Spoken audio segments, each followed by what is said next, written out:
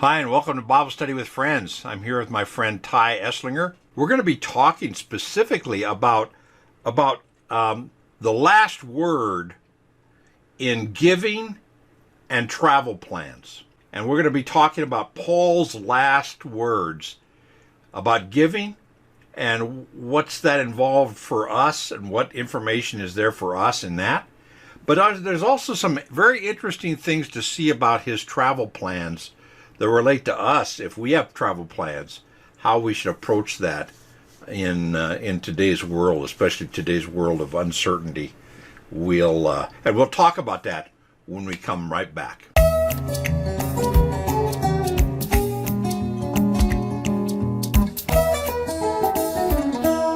So hi, and welcome back to Bible Study with Friends, where our goal is to show and grow a passion for studying God's Word. And Ty and I, how you doing, Ty? I'm doing well. You had to think about it for a second, but anyway, we're doing well. Even if we have to think about it, we're doing well. I had to reach for the unmute button. Yeah. And we're going to be continuing. We're going to go from chapter 16, verse 1, all the way down to chapter 16, verse 12, and about the first half of the chapter. And we'll finish that up next week as we go. But today we're going to be talking about the last word in giving and travel plans. And we'll be talking about that. Now we have to remember, 1 Corinthians was written by Paul to correct a lot of things that were wrong in the 1 Corinthian church. And we forget sometimes that really 1 Corinthians is really 2 Corinthians. In other words, Paul has already been in touch with the church. He's already been in communication, because a couple of times he'll say stuff like we discussed in my first letter. Okay? But this is the letter that God has chosen to keep for us, to give us instructions and inspire this word to us. Now we're going to see that today, because when he says, now concerning giving, this is obviously an answer to a question that they had earlier asked. So they had he had written them once. They had written him back a letter. Now we don't know if the first letter came before the letter that he had already written, but there has been communication, and during that communication, the people in Corinth had asked a question about giving. And Paul has saved that all the way down to the last. He's talked a little bit about giving earlier, and he's going to talk more about giving in 2 Corinthians. We'll see that in a second. But he is responding to their questions. And Ty, a lot of us today might have questions about what our giving should look like. And so this little section might be very helpful in helping put some of our giving into perspective for us. So let's get into that. Are you ready to get into the word? Yes, sir. All right, let's get into this, starting at verse 1. And here's where we see that, now concerning the collection for the saints. So apparently they'd already been in communication about collection for the saints, and this is an answering that question. Now, it's interesting, it's not saying, now concerning the giving for your church, the support for your church. So what I did was I went down here, and let's do this just a little bit, let's digress a little bit, and look right down here. There are three kinds of New Testament giving. Now, obviously, we're not talking about if you have a need and I know you're my friend, and I give you a gift. I'm not talking about that. I'm talking about formal church giving, okay? There are three kinds. The first kind is a percentage that went to the local church needs. The needs for the local church. That might be support for the pastor, because Paul has already said earlier that a workman is worthy of his wage, so that we should not hold back from giving to our pastors and our spiritual leaders. So there's a percentage. Now, I want to talk about the percentage in a second, but there's a percentage that goes. And if you want to look at 1 Corinthians chapter 9, we talked about that way back then. In chapter 9, verse 9, 11, and 14 all talk about giving to the local church to help support the ministry of the local church. So that's the first kind of giving. And we as Christians should be supporting our local churches. So if you're not right now giving to your local church, you ought to think about that. All right. Now, the second kind of giving that we see in the New Testament is extra giving above and beyond what we give to our local church. It's extra giving to poor Christians, and specifically poor Christians, not just giving to anybody, but to make sure that it is in the family and that the family of God is being supported in their needs. So extra giving above and beyond what we're giving to the church, extra giving to fellow Christians who are in need. Now this would be in Acts chapter 11, verse 28 through 30. And you can stop and you can look that up on your own if you want.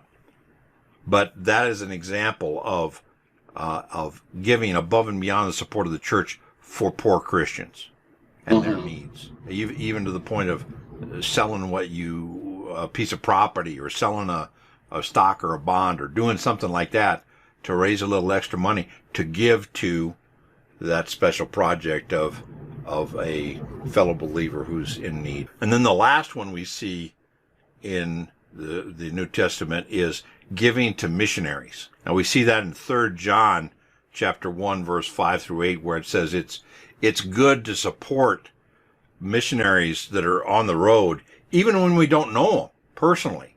It's good to support them, and that's how we participate in their ministries. Right.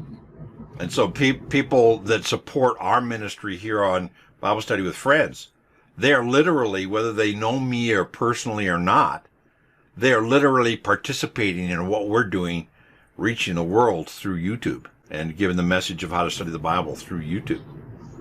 So those are the three typical ways of giving. Now, he is talking about extra giving to poor Christians up in verse 1. Right. Let's go up here. Now, he says the church in Jerusalem had its problems. It had grown so fast. It had grown past 10,000 people, and it was this huge church, and there were a lot of needs in the poor people that were Christians in Jerusalem. And so Paul regularly, from other churches also, he collected money that he sent to the church in Jerusalem to help the poor in Jerusalem. Okay? And he says, concerning the collection, and that's where we see Acts 11, 28 through 30. The collection for the saints. So this is not collection for you. This is a collection for saints that are somewhere else, and this happens to be in Jerusalem. And he says, as pertaining to that collection for the saints, as I directed the church in Galatia. So this is not, that's in Galatians chapter 2, verse 10, where this isn't just for Corinth. This is, I've written this to other churches in Galatia. So you also are to do. So this collection for the saints that I wrote Galatia about, you need to be doing this too. And then he gets into the details. On verse 2, on the first day of every week. Now this is interesting because there are people that say, oh, the early church didn't meet on Sunday. They met on Sabbath day. Well, it's actually, there is proof that they actually reversed that. They didn't meet on Sabbath. They met on the Lord's Day, celebrating the Lord's resurrection on Sunday. And Sunday was their big day of worship. And he says, on Sunday, on your big day of worship, the first day of the week, Sunday, each of you is to put something aside and store it up. Now, whether you store it up or whether you put it aside by giving it to the church and they store it up for an account, they store it up as he may prosper. Now, that is key. What do you think of that phrase right there, Ty? You should give and store up what you give as you prosper. It's kind of like, it's directly contrary to prosperity. That is like the prosperity gospel that's like so prevalent. because Okay. it's Also proportional to where you are rather than where where you what you want. do, Okay. like as opposed to what you do will be proportional to where you're going to get.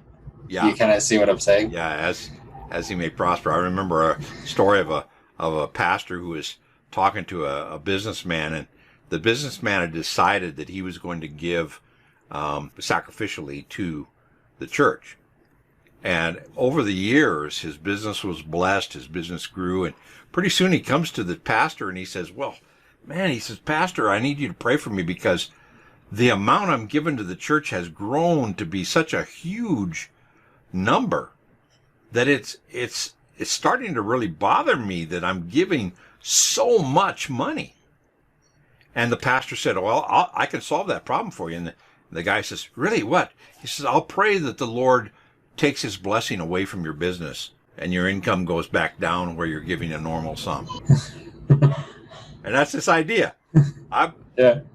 You should give as you prosper. Now, that was also the antithesis of the tithe that we see in the Old Testament, where a percentage was laid down. Give 10%. The New Testament concept, there's no give 10%. You should give sacrificially as God prospers you. Now, you give to him first. You don't give to him what's left over. And Right. a lot of people say that as God prospers me, that means if there's any money left over after I've done all my things and paid for all my fun and done all that stuff, if there's any money left over, I'll tip that to God. No. It's you give first a percentage, and it doesn't matter what the percentage is. But the idea is to have an attitude that on the first day of the week, I'm going to be giving, and I'm going to be giving to the church. I'm going to be giving to the poor, whether they're at another church or whether they're even in our church. We do that. We support a mission for the homeless and to reach the homeless for Christ. And we do that. We also have ministry funds. So we could do it through the church, but it's for the purpose of other Christians. And we give a percentage.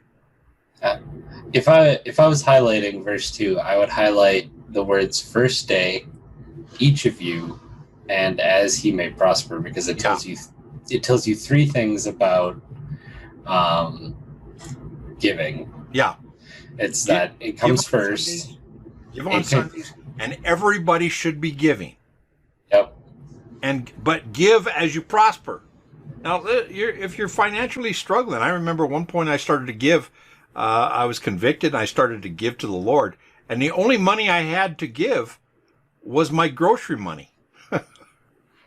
And so I decided I would miss a few meals, and I could spare it. As you can see, it didn't hurt me any. But God really blessed me during that period and really taught me a lot about this idea of sacrificial giving for the sake of the church, for the sake of other Christians who are poor and have needs, and for the sake of missionaries.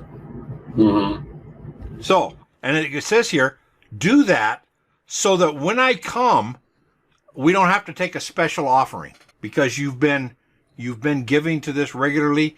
And when I come, there was no financial transfers, bank transfers in those days. So when I come, we won't have to do a special collection.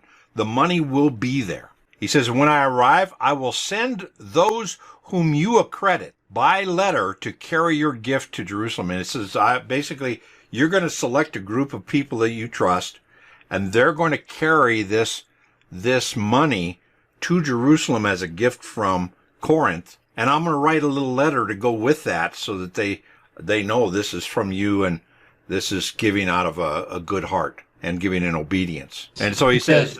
at this particular time, what was happening in Jerusalem? It was a really rough part, right?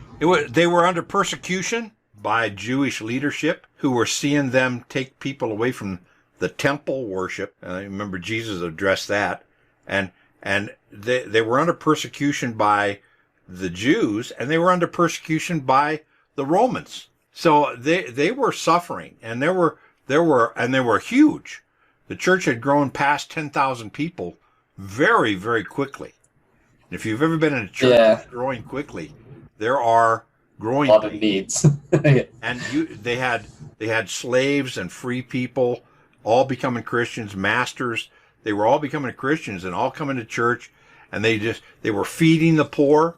You see that in Acts chapter 4, where there's a need for feeding widows. So there were needs. Because this is like around 55 AD. Yeah, I want to say between 52 and 56, right in that area. Okay, yeah.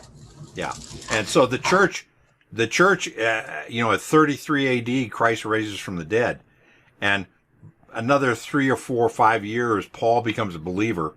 He comes down, and Paul and Peter together are ministering, and Peter is ministering to the Jews in Jerusalem. Peter gives a sermon after Pentecost, and thousands of people become believers. Yeah, day one they started at thousands. Yeah, and then this is 20 years later. There's a verse that says, and then the church was multiplying. So it started with thousands, and it quickly goes. A lot of commentaries say it went past 10,000 people quickly. It was the biggest church. It was a mega church in Christendom, way bigger than any of these other churches. It was huge. And they were trying to minister to their people. And Paul basically said, and all the churches I'm starting all over the country on my missionary journeys, I'm saying, hey, we ought to send money to help the saints that are suffering in Jerusalem. And we see how this works. We basically get an insight into how this worked. Churches collected money, and then they decided to send somebody, delegate somebody, because there was no mail service, there was none of this. All the mail service was basically for military use. And they would send a courier, basically, who would carry the money all the way to Jerusalem. And he's talking in Corinth there, he's talking over in Greece. And so he's talking about months of travel, keeping that money safe and keeping that money intact to be able to give to the churches. And we see how that works in verse 3. So you're going to accredit a group of people. I'm going to write them a note to Jerusalem, and they're going to carry that note. And then he says, if it seems advisable, I should go along also. In other words, if the circumstances set, I might go along with that gift, and they will accompany me instead of me just sending a note. Now, it's interesting here. We start to see Paul's plans. And Paul doesn't say, I'm going to go with them. He said, I might go with them. It just depends upon the time, and it depends upon how the Lord leads. If it's advisable, I'll go with them. But we'll see. And so often we want to make our plans, and we want our plans to kind of be blessed. And we want our plans to be firm. I want to know what I'm going to do in the next year. I want to know what I'm going to do in the next 5 years, whatever it is. I don't even know what I'm going to do in the next week. Okay? I don't know what I'm doing for lunch. Because I'm living life on the balls of my feet, and God is directing me.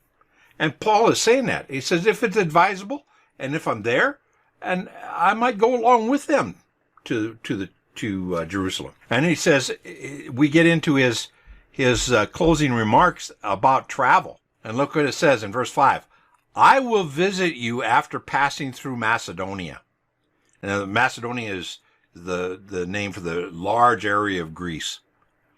For I intend to pass through Macedonia. Now, I'm not going to be stopping and staying a year here and a year there and a year there. I plan on going through, and I'll visit you guys after I go through Macedonia, and my plan is to go through Macedonia, not to stay in places. You know, it struck me as odd, right? Because it's like every statement about his plans has always been like an if, right? Yeah. So when he said will, I was like, wow, that's actually like very, very firm. Yeah, but he says then I right will. But look at this verse right. Look what he says right here. I intend. Right. So I'll stop and visit you when I go through Macedonia, because my plans are to go through Macedonia, and I'm going to come to you. But, and then he goes here, he says, and perhaps I will stay with you or even spend some time with you. I might even spend the winter with you here. And so you see this word, perhaps I will stay. And I intend. Perhaps intend. Intend. And then he goes, so I may come to you and stay for a while, but I'm gonna come so that you can support me, not only in giving to Jerusalem, but so you can support me in my mission trip. And he says, so that you may help me on my journey wherever I go. And that's, if you go to 3 John chapter 1, verse 5 through 8, John, the Apostle John, is saying we ought to give to people that are traveling and support them in the mission. And he says, I do not want you to see, I do not want to see you now, just in passing. In other words, I've written this letter to you, and we've got a lot of things to discuss. And I don't want to come and visit you just in passing. I don't want to spend a weekend with you and then move on. I want to come and spend some time with you. Well, I mean, there's been a long list of problems that we've gone through in this book so far. Yeah. And here again, we see another word about plans. He goes, I hope to spend some time with you. In other words, I'm coming through Macedonia, and I don't plan on stopping during Macedonia. I'm going to get there, and I'm going to be able to spend, maybe I'll even spend the winter with you, because we got some things to talk about. And then I'm going to let you help me on my next phase, my next journey. And then he says this, but I'm going to stay in Ephesus until Pentecost. Now, he is writing 1 Corinthians. He's writing the letter from Ephesus. Mm-hmm. That's where he's at right there when he's writing this. He's saying, I'm going to stay here in Ephesus until Pentecost, until 50 days after Passover. And we don't know what time of year this book is being written. We know roughly when it's being written, year-wise, but not the time of year. And he says, but I'm going to stay here until Pentecost. That gives them an idea of when he's going to leave. And he says, because I'm going to stay here because there is a wide door for effective work. Mm-hmm. And that wide door for effective ministry has opened to me. But there are many adversaries, but I'm working through that because there's a wide open door. Now, that reminds me of our ministry at Bible Study with Friends. The door to YouTube and to the millions of people watching YouTube all over the world is wide open. Mm-hmm. But are there things we have to overcome? Yes, there are.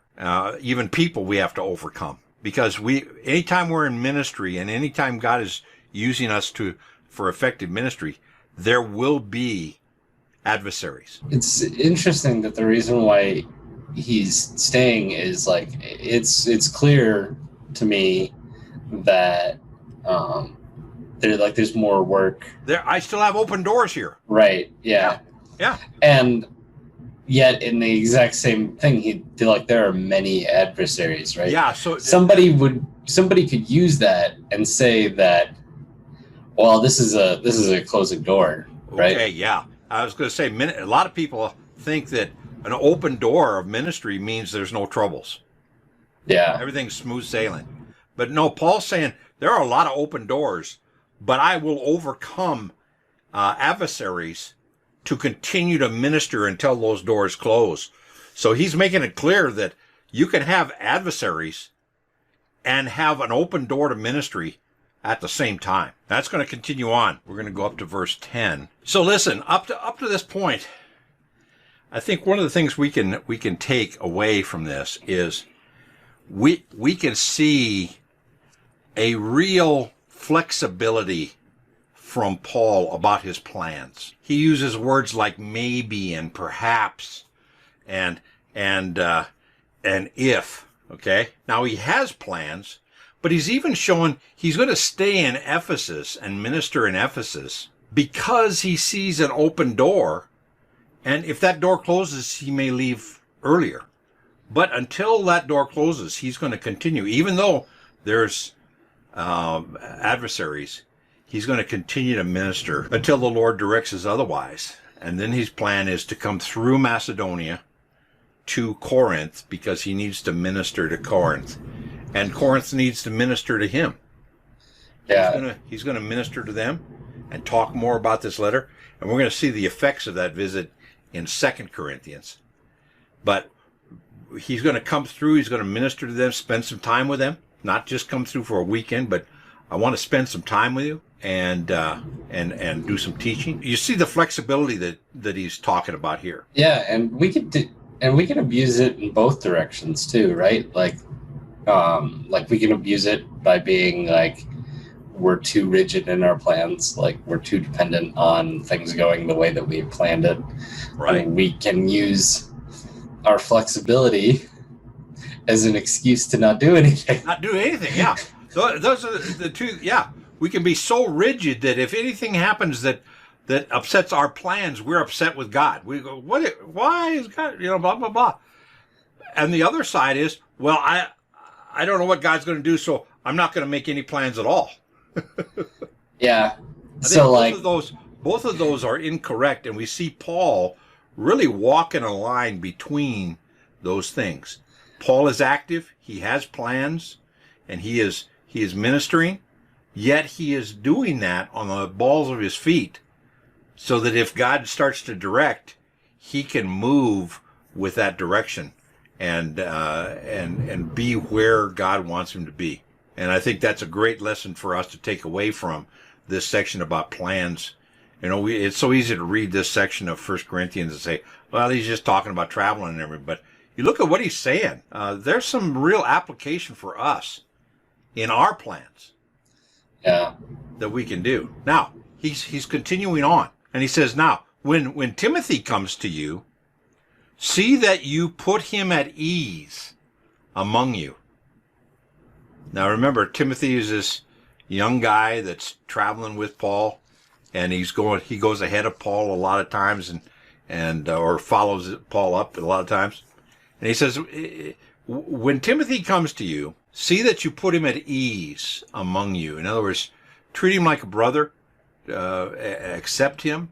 Now, Timothy was part Gentile.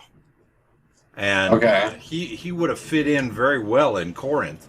But he wanted to say, look, if this traveling missionary comes through, Timothy, who works with me, he's one of my associates, he's on my team. If he comes through, make him comfortable. Make him feel at ease among you. Because they were pretty prone to being like, I don't want to call it yeah, remember factions. They had a lot of visitors in the town, but they had this tendency to be exclusive. They had a tendency to be like, I follow so and so. Yeah, right? Timothy was not listed, right?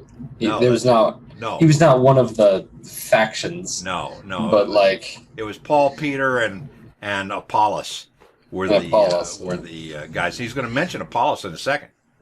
But he says, hey, if Timothy comes, make him feel at home, because he is doing the work of the Lord as I am. So he is on my team. He is a minister of the gospel as I am, and you ought to make him feel comfortable as you would me. And that's a good word when a missionary comes through to visit. You don't treat him like some kind of weird visitor. You embrace him with the unity of Christ and fellowship. And then it says, then he says in verse 11, what were you going to say? I was going to say, when Timothy comes, don't go, we follow Paul. Yeah. We follow you, Timothy. Yeah, exactly. Now, verse 11 and 12, the last two verses we're going to look at. It basically is going in here, and he says, so let no one despise him. And that's Timothy. Help him on his way in peace, that he may return to me, for I am expecting him with the brothers. So in other words, when he comes, make him feel comfortable and support him financially to help him on his way. Because I need him. And he's coming back through, he's going to come through Corinth on his way to me. So be sure to make him feel at home, and don't despise his work. Don't say he's an outsider, but support him and send him on his way with some support, as you would me, because he is doing the work of the Lord as I am. So don't despise him. Help him on his way, that he may return to me. Okay? Now, there are other brothers who are traveling with him, maybe, and they're going to return also to Paul in Ephesus. And it's interesting that when Paul leaves Ephesus, he's going to leave Timothy there as the pastor. But anyway, verse 12, now, concerning our brother Apollos. He was one of the factions listed. He was one of the factions. He says, I strongly urged him to visit you with the other brothers. In other words, I told Apollos, hey, you ought to go to Corinth, because there's a bunch of people in Corinth that are fans of yours. And that are running with what you said. Yeah. Yeah. They're too good of fans. And you ought to go and help straighten them out and minister to them. And then he says this is about plans again. He says, I strongly urged him to visit you with the other brothers, but it was not at all his will to come now. Okay? In other words, at this point, he didn't want to come. I urged him to come, but he was busy. And he said, at this point, I just can't come. I don't want to come. I'm busy doing this other ministry here. Okay? Same as if they wrote Paul and said, come now, and he says, no, I'm in Ephesus, and it's not my desire to leave Ephesus right now, because I've got some opportunities here. And then he says, he will come when he has opportunity. So right now, what the ministry he's doing, he doesn't have an opportunity to come to you. And he doesn't want to break what he's doing to come to you. So he doesn't will to stop what he's doing and come. But he will come. Mm-hmm. And he will come when he has opportunity. Now, that's another phrase about plans. So he's going to come when he has an opportunity. So we can make plans, and we could say, well, I got these plans, and as the Lord gives me opportunity, I'm going to do those. Mm-hmm. That's kind of how Bible Study with Friends has developed. We started it out just Beverly and I, and all of a sudden it's becoming a full-time ministry. So it says he will come when he has opportunity. And we're going to end there, because I wanted you to get an idea of this. You know, Paul is teaching them about giving and reasons to give, and the proper way to give and the proper time to give. And he's also talking about the proper approach to making plans. And he's showing that by example. He has a proper approach. I've got plans, and perhaps, maybe, when the opportunity comes, we'll fulfill those plans. But right now, we're living life depending upon God's direction in our plans, and not our own. And that's something we can take to heart and take in our lives. So let's stop there. I want to hear, not only subscribe, not only like, but I'd love to hear your comments about your giving, what you've learned about giving, how God has blessed you in your giving, and also how God has blessed you in your plans, and how you've learned the importance of being flexible in your plans before the Lord. We'll answer your comments and reply to those, and you do. So please, I'd encourage you to give us a comment. Ty, thank you so much. We're getting very close to the end here. Next week we'll do from verse 13 down to 24, basically housekeeping. We will probably do 13. No. I have plans. I have plans.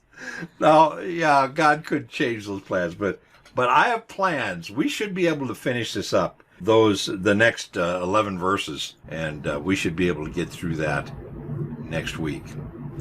And this will show some of Paul's housekeeping chores, and we'll do that next week. And in the meantime, God bless you. Thanks, Ty, for a good discussion, and we pray God's blessing upon you. Until next week.